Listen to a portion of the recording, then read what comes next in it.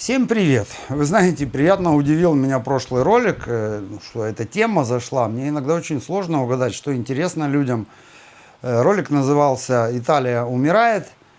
И очень много тут налетело прямо вот именно с России зрителей, комментариев. Причем агрессивных комментариев. Я уже отвык от злых людей. У меня в основном на канале сформировался такой дружный, теплый коллектив. Но что делать? Придется знакомиться, наверное, с новым зрителем. Поэтому вкратце для новых зрителей объясню. У меня канал про жизнь в Италии. Просто делюсь своими размышлениями, своей работой. То есть на канале уже, не знаю, наверное, около 300 роликов на разные темы. Поэтому, если вы подпишетесь и посмотрите старые ролики, будете смотреть новые, канал довольно разнообразный. Я не очень здесь занимаюсь какой-то агрессией, но вы сами ее провоцируете. Я вам почитаю просто некоторые комментарии, я немного в шоке. Даже пришлось поехать охладиться. Вода, теплющая. Классная. Я уже рассказывал, это кратер вулкана. Поэтому вода здесь какая-то магически странная, что она на кожу классно влияет, что успокаивает, как ведро валерьянки. А у меня последний ролик 30 тысяч просмотров, 20 тысяч новых людей и очень много злых комментариев. Так что мне просто необходимо было сюда окунуться.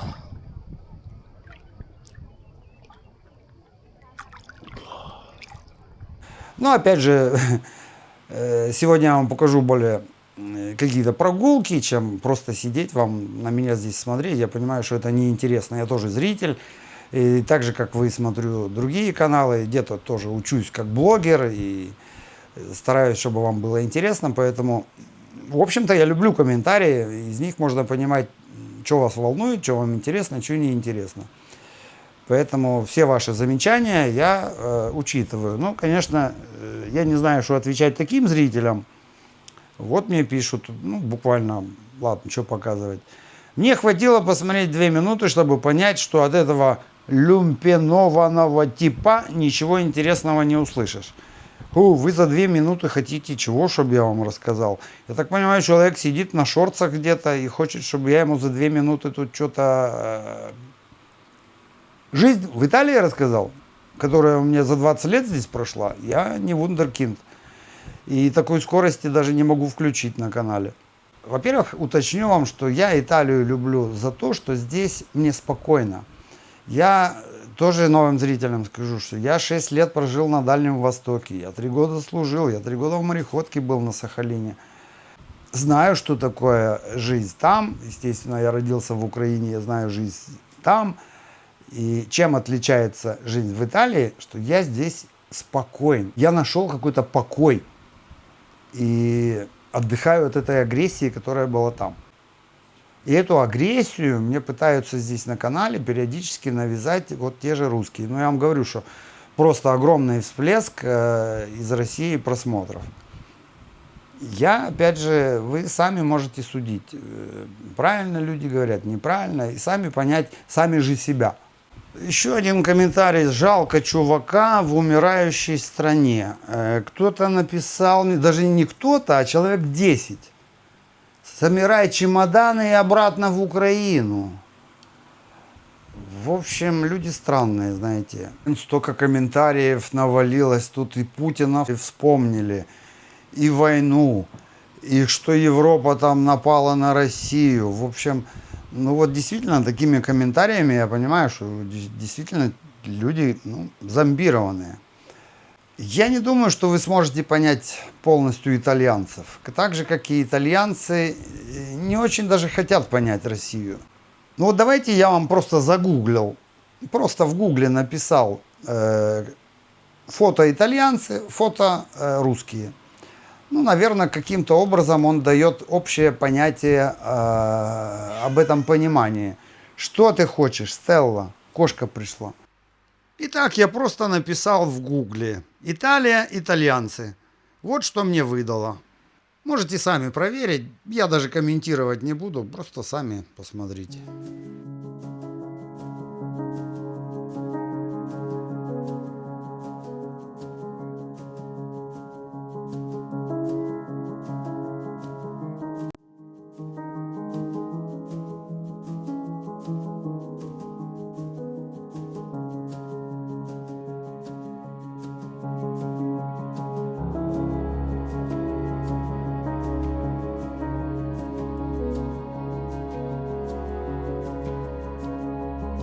Теперь пишем русские и Россия. И что мы видим?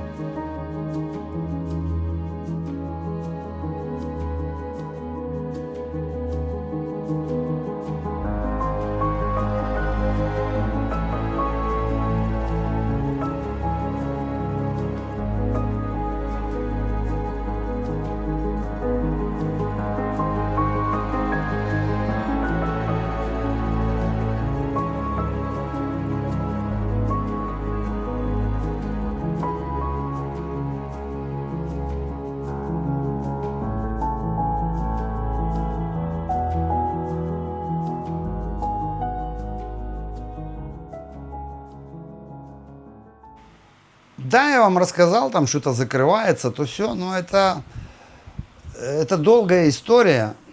И я уже тоже рассказывал на канале, что после коронавируса, еще раз повторяю, что произошло. Люди просто уехали по домам, понимаете, не было работы. Вот ты снимаешь квартиру, ты себе работал, бах, у тебя нету работы, все, закрыли всех дома, сидите дома. А людям надо платить за аренду. Месяц, два, хозяевам пофиг, что коронавирус, хотя мне здесь сделал скидку. Как бы я даже сэкономил, я же оставлял античипа, скажем, за 3 месяца за эту квартиру наперед. Это 2100, что-то такое было, потому что вначале мы снимали по 700 евро эту квартиру. И он говорит, ну ладно, я тебя вычту оттуда. И так я потихоньку за эти 20 лет, 15 я здесь где-то живу, в этой квартире. И он мне вычел все античипа, то есть я когда уйду, он мне ничего не должен отдавать. И люди все, посваливали с Италии, и люди не вернулись. И в Италии появилось много работы, потому что, опять напоминаю, вот этот бонус по реставрации Рима, домов включили, а рабочей силы нету. И стали брать кого попало туда. И люди не сильно-то переживали. Ну, выгонят с этой работы, пойду на другую. И в этом плане все расслабились. То есть рабочие стали работать, знаете, так себе. Поэтому вот за эти несколько лет люди так расслабились, что сейчас найти нормального рабочего уже сложно. Они поняли вкус, что можно так работать налегке. Что произошло действительно с барами, с бизнесами? Допустим, человек взял кредит, чтобы открыть какой-то бар в Риме, магазин в Риме, либо где-то до коронавируса. Сделал ремонт в этом помещении, вложил купу денег. Открылся магазин, он начинает работать, и здесь коронавирус. У вас нету клиентов. Вы платите налоги, ведь налоговая инспекция не будет учитывать. Ну да, коронавирус, ну давайте не платите нам. Ни хера такого, платите. Все, людей просто так подставили. И это был удар сильный по среднему бизнесу. Люди обанкротились, закрылись и дальше жили в страхе. Я даже больше скажу, что после коронавируса, после того, как люди не платили, что сами квартиросъемщики поняли, можно же не платить, оно проходит.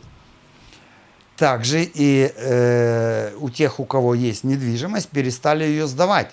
Думают, ну его нахер. Какая-то такая неожиданная ситуация. Люди не платят, а зачем мне этот геморрой? Потом их и не выселишь, и деньги не возьмешь. И очень много квартир, я знаю, стоят до сих пор в Риме, не хотят сдавать. Не хотят сдавать, не хотят этих денег, не хотят квартирантов. И квартиры стоят пустые. Почему не ремонтируют старые дома? Опять же после коронавируса. Я все связываю с ним. Вот представьте себе. Потому что у людей была недвижимость. Они, так, насобираю денег, отремонтирую, продам. Оно же все дорожает туда-сюда. Насобираю денег, продам. Сделаю ремонт, продам. Сделаю ремонт. После коронавируса, опять же, взлетела там медь, материалы, цены поподнимались. То есть тот ремонт, на который они рассчитывали раньше на 20 тысяч евро, он превратился в 30-40. И если у них не было тех 20, где им взять теперь 40 тысяч? Также и рабочая сила. Вот я вам говорю, что помимо материалов, да, те, кто работает в контрактах, у них зарплата почти не повысилась. А частники, которые берут вот эти заказы сами, они тоже подняли цену. Они вправе управлять своей каким-то ценообразованием. И получилось, если ты работаешь сам на себя, то ты особо не попал в минус, в попандос с этим кризисом.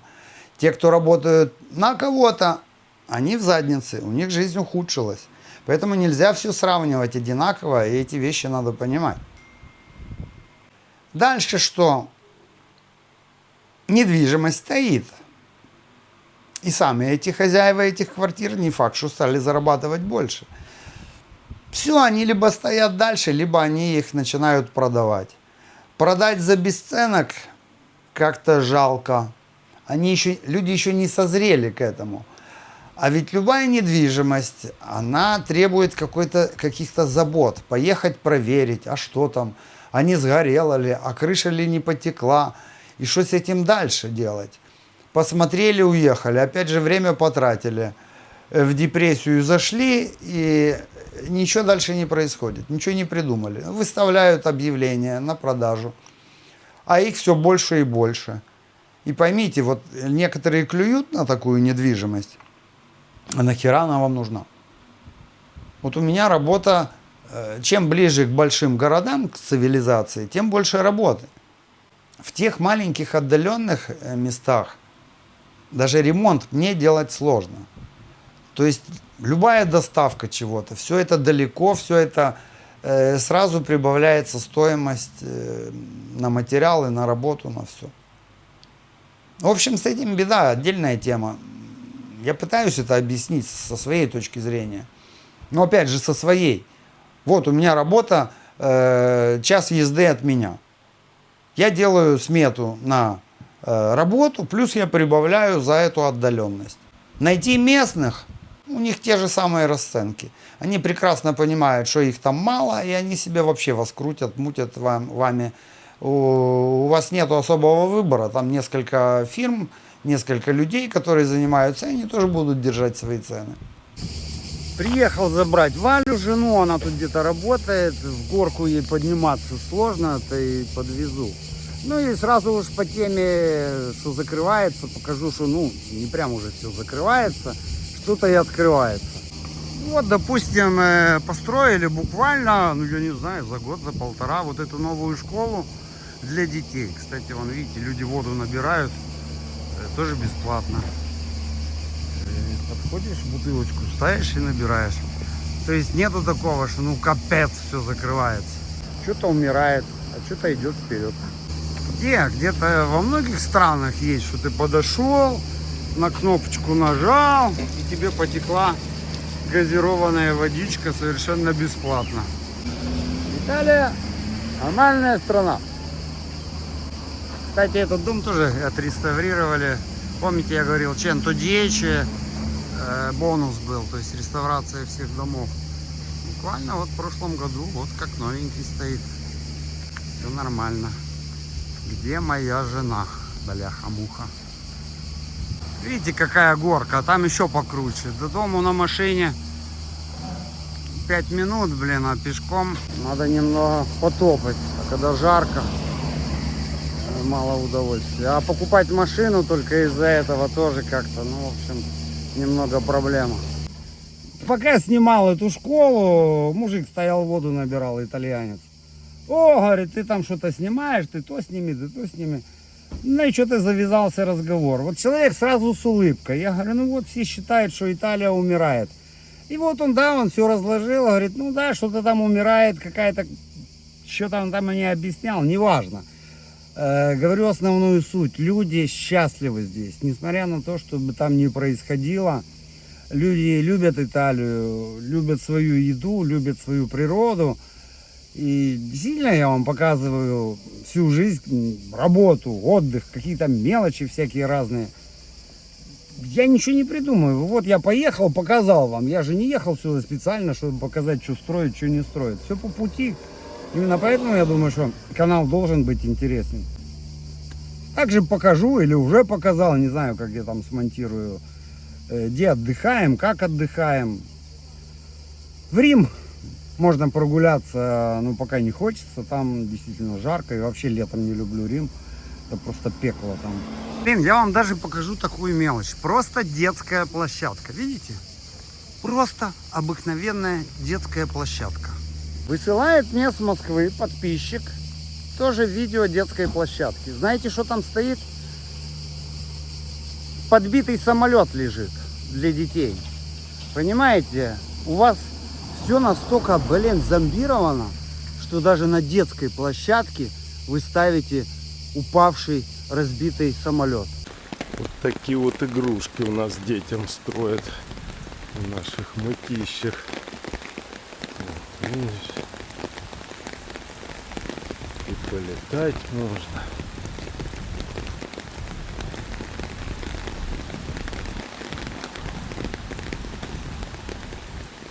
А тут вот тебе уже и подбитый самолет. Вот, видишь? Красотища какая.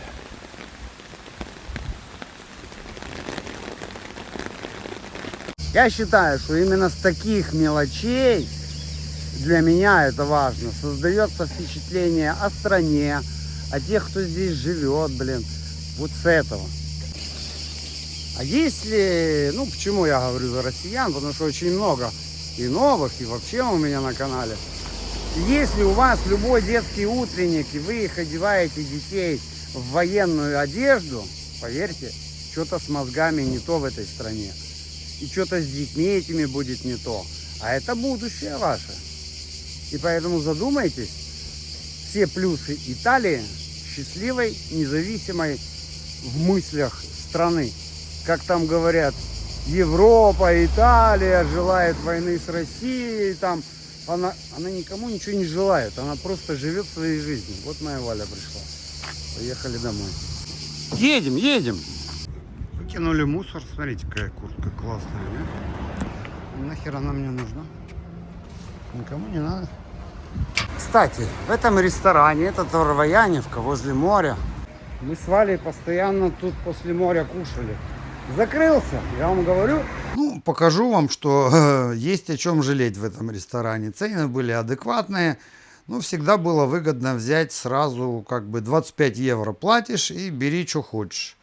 Вот мы после моря там раз в месячишку сюда заходили побаловать себя всякими вкусняшками. Я люблю китайскую кухню, вообще я люблю и корейские, и всякие кухни, потому что там все как-то необычно. Я люблю морепродукты. В общем, есть о чем жалеть. Было здесь классно, уютно, но ресторан закрылся. Да, я здесь не видел никогда много людей. Даже в этом тоже был плюс. Ну, наверное, для самого ресторана не было движухи. Опять же, напомню, после коронавируса еще больше убавилось людей. Ну, вот куда-то они испарились. Ну и просто посоветую для тех, кто приезжает и хочет вкусно и хорошо покушать, идите в китайский ресторан. Я же даже не ищу что-то, где там что-то найти, что закрылось. Туда, куда я ходил, там, где я знаю, постоянно было. Сейчас еще один бар покажу, где мы постоянно ели корнетто, прежде чем идти на пляж. Закрылся. Сейчас покажу. Ну, здесь вон целый цех по этим корнеттам. Возможно, что рядом продается целая фабрика тут с этими корнеттами. Вот бар, я вам клянусь, что он прямо перед входом на пляж. 20 лет он работал, опять же после коронавируса закрылся. Ну, зона уже удобней не придумаешь. Вышел с пляжа, поел. Что было закрываться? Некоторые вещи не понимаю. Вот оно море. Фу. Только хотел показать вам. Думаю, всегда была эта деревянная дорожка, пропала. Ну, последние 3 раза мы были, ее не было. Опять поставили. Что за игры, блин. волны. Волны тоже ненормально. Всегда волны начинались в сентябре. Почему они, сука, блин, в июле?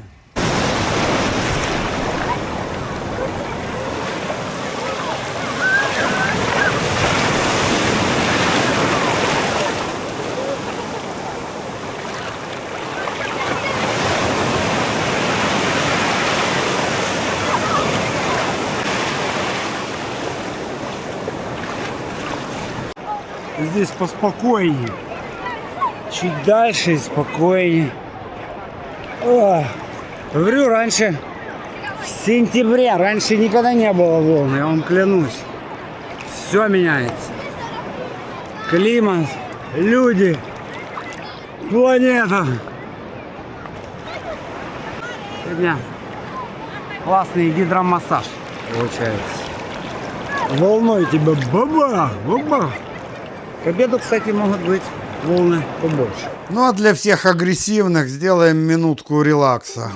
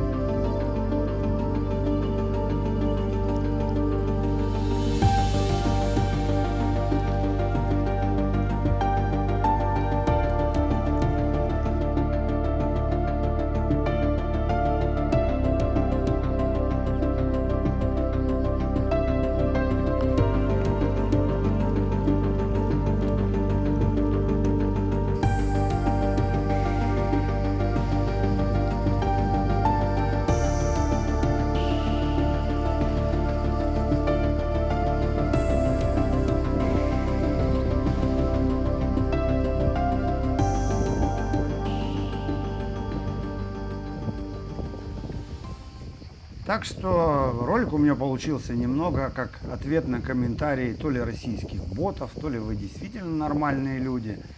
Ну скажу вам так, Италия, несмотря ни на что, это страна покоя, тишины, солнца, моря. И все отдыхают как могут. А вот у вас происходит непонятно что. Это вот Николай II. Видишь, кто-то даже молится. Да, для меня это странно, если человек приходит к Николаю II и молится, о чем-то там его просит, и вся эта красота как-то немного пугать начинает. День России, 12 июня, Мытищи, праздник. И тут можно и вот контракт подписать сразу и поехать как бы на мясо. Вот. Так что вот так.